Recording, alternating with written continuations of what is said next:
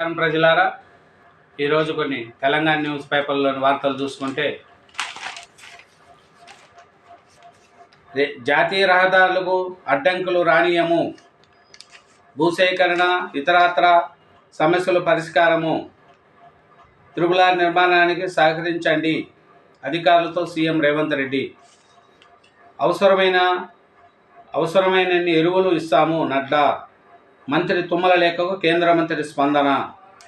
హైదరాబాద్లో global capability centre త్వరలో మారిన ఇంటర్నేషనల్ గ్రూప్తో ఒప్పందము, 300 కోట్ల పెట్టుబడి.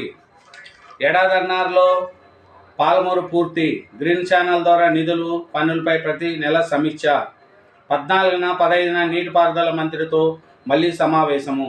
రైతు భరోసాపై ఉమ్మడి జిల్లాల వారీగా నేటి నుంచి ప్రజాప్రాయ సేకరణ. మేనిఫెస్టోలో చెప్పిన విధంగా అమలు కోసం విధి విధానాలు రూపకల్పనకు ప్రభుత్వ నిర్ణయము. 23వ తేదీ వరకు జిల్లాల్లో పర్యటించనున్న భట్టి నేతృత్వంలోని మంత్రివర్గ ఉపసంఘము.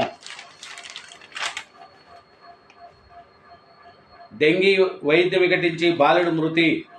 చేవెళ్లలో పట్నం మహేందర్ రెడ్డి ఆసుపత్రి వద్ద బాలుడు బంధువుల ఆందోళన. చెట్లవల్లి తాండాలో 2 చిన్నారులకు డెంగ్యూ.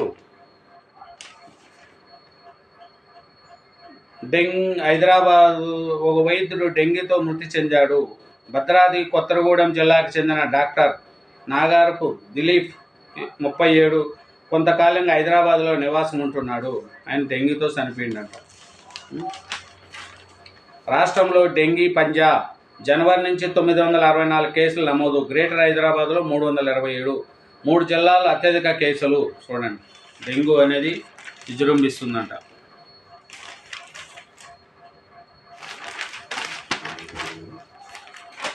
నీట్ కేసులో మరో 2 అరెస్టు. పాట్నాలో అదుపులో తీసుకున్న సిబిఐ. వారిలో ఒకరు నీట్ పరీక్ష రాసిన అభ్యర్థి.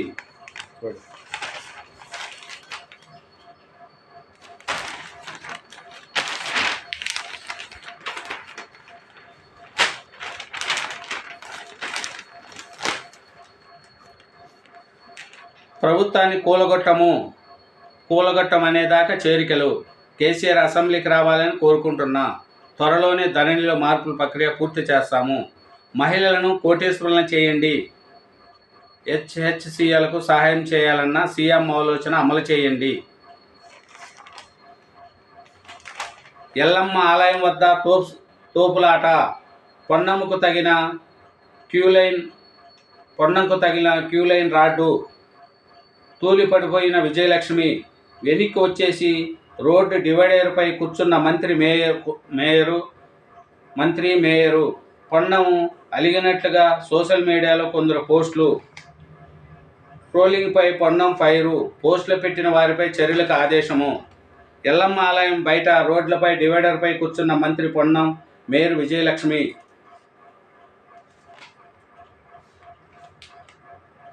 ఎల్లమ్మ ఆలయ ప్రవేశం ద్వారా తోపులాట ఘటన తర్వాత ఆలయం నుంచి బయటకు వచ్చిన తాను సేద తీర్చేందుకు గడ్డపై కూర్చున్నానని, అయితే మంత్రి అలిగి దేవాలయం బయట కూర్చున్నాడని సోషల్ మీడియాలో కొందరు దురుద్దేశంతో కూడిన పోస్టులు పెట్టారని పొన్నం ప్రభాకర్ ఆగ్రహం వ్యక్తం చేశాడు.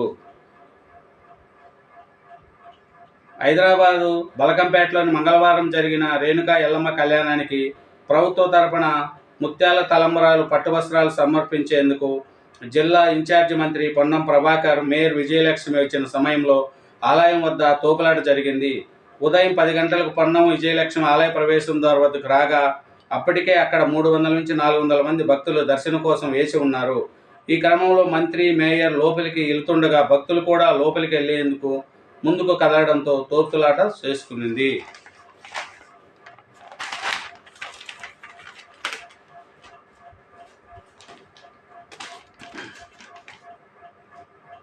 ఐదు నెలల్లో ట్రాఫిక్ నిబంధనలు పట్టించుకొని నగరవాసుల సంఖ్య ఇది.